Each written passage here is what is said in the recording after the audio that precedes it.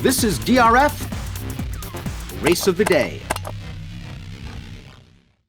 Hi, everybody. Dan Illman, Mike Beer, the DRF Race of the Day for Saturday, February the 27th, race number 14 at Gulfstream Park. 3-year-olds on the Kentucky Derby Trail as we take a look at the field for the Grade 2 $300,000 Fountain of Youth Stakes. You can download free Formulator past performances for this race on the Race of the Day event page at drf.com.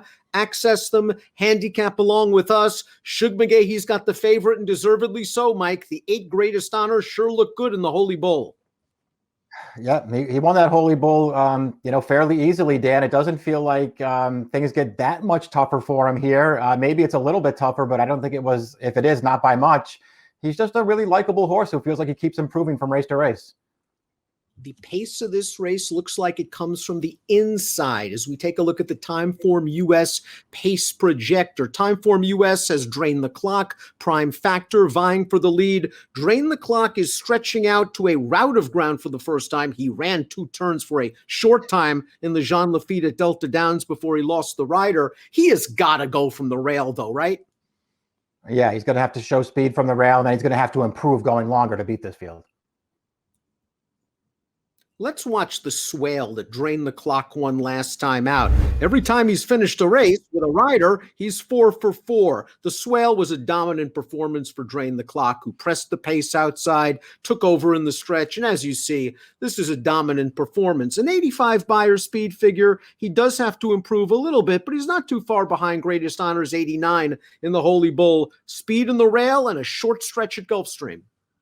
Yeah, and we'll see, how much pressure, I guess, he has to take on the lead, Dan. So far, you can't really knock him. His last 2 wins are both pretty impressive. I mean, you saw there in the replay, there just wasn't really any running going on behind him in that race. I felt like the same thing happened in the Limehouse. So, who knows what he's actually been beating. These are better horses, and he has to go long. But this horse is pretty good.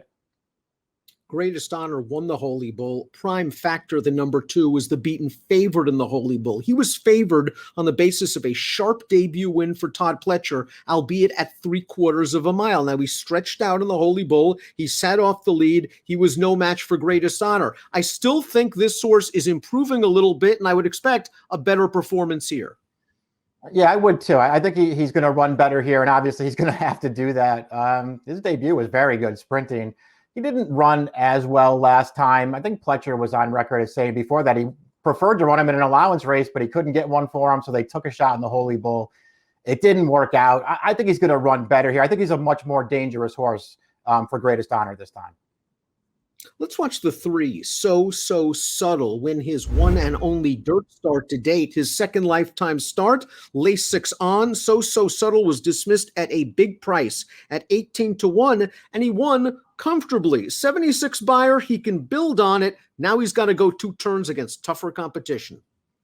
Yeah, I liked this debut in here. He finishes this race off pretty well. I thought it looked like he had something in hand there at the wire.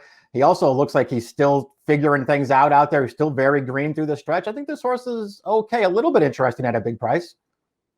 If the number 4, Fire at Will, can transfer his excellent turf form to dirt, he's going to be a major contender in the Fountain of Youth. He won the Pilgrim, and of course, he won the Breeders' Cup Juvenile Turf on the grass last year. Now, he has raced once on dirt. We're going to watch that effort. But with anticipation, an off-the-turf race at Saratoga, 4-horse field, wet track, has the run of the rail after getting a little bit of pace to run at. He ran well and professionally, but I'm not sure this race really tells us anything. Yeah, I don't know either, but at least that, he's not going to step on the main track and fall down, Dan. I mean, he ran, and he gets the job done in here. It was a little bit of an improvement off of his debut on turf where he had a little bit of trouble, and obviously after that, he got a lot better. It's also interesting that he has some speed on the grass. That may not translate over to dirt, but boy, he could fall into a pretty good trip here. Girafalis, the number 5, came from way out of it to win his debut at Gulfstream Park West at a price. He was pitched into the Holy Bull off that effort, was a big price, once again broke poorly, passed a couple of tired horses. These connections are putting blinkers on, I think, to try to get him into the race a little sooner. I guess. He needs to do something, and he has to run a lot better than he's running his first 2 starts. We saw the 6 King's Ovation finish a well-beaten second to drain the clock in the swale in his seasonal debut. It was a career best Beyer speed figure, only a 72, but maybe this horse will appreciate stretching out a little bit. Yeah, he's going to have to really appreciate it. You see the short comment there says he had a little bit of trouble. I guess technically that's true, but it didn't cost him anything, Dan. He really didn't do that much running last time, I didn't think. The number 7 Tarantino might be lurking in the weeds here. This horse was second in the Holy Bull. No match for Greatest Honor that day, but he was up close to a fairly solid pace. And I think in this spot, he's going to try to tuck in behind the 1 and the 2 while getting the jump on Greatest Honor. I think this horse is okay. Yes, he does need to take a step forward. He does. I mean, there are things to like about him, though. His first 3 starts on turf were all good. He ran fine last time. You're right. No match for Greatest Honor at the end, but he stayed on pretty well. He held off Prime Factor for second. He did a lot of work up on the pace. Maybe he gets a better trip this time and improves again. If he does that, he could be right there. And here's the big name, the 8 Greatest Honor, 9-5 favorite on the morning line. Let's watch the Holy Bull, his second win in a row, his second win this meet at Gulfstream, going a mile and a 16th. He has already swept past Prime Factor, who's in behind him in the white silks. Tarantino is down towards the inside, and once Greatest Honor makes the front, he's straight and strong, and he just looks like one of these sort of later maturing horses. He wasn't an early 2-year-old. This is all about distance and pace for him. Yeah, I mean, I don't really know what to say, Dan. His races are good. His maiden win 2 starts back was a really good performance, overcoming some trouble and making a long run into that race. He was much the best last time. And it's not like, he's some kind of slow plotter either. I mean, he's off the pace, but he doesn't get outrun in his races. I don't know. I just think he's really likable and he's way the horse to beat. Tough to make the 9, Tiz Tact Toe, a 3-start maiden, yet to hit the board. He's getting blinkers. He's a new gelding. He's first off the claim.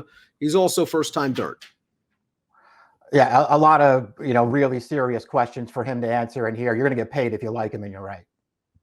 Papa 2 mired in a very tough outside post position. This is a horse who was able to ride the rail in behind the leaders in the Holy Bull, and he just lacked that pop, the final 16th of a mile.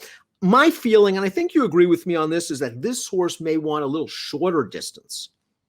Yeah, I think so. I mean, he just didn't do enough without much of an excuse that I could see in the Holy Bull for me to want to give him another chance here. Let's take a look at our top pick for the Grade 2 Fountain of Youth. Greatest Honor has looked good. I think the pace is going to be solid for him. Post 8 can be a little bit of a hindrance, I guess, with a short run to the first turn, but there's going to be some hitting up front with the 1 and the 2.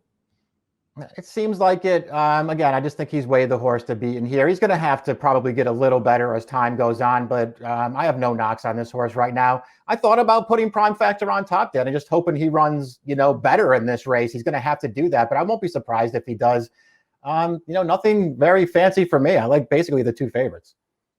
But we do like so subtle a little bit, very much underneath. This horse is still learning. Maybe he can sneak into the number. Mike's going 8, 2, 4, and 3. I'm going 8, 1, 3, and 7. It's the Grade 2 Fountain of Youth on a super Saturday afternoon card at Gulfstream Park. Best of luck.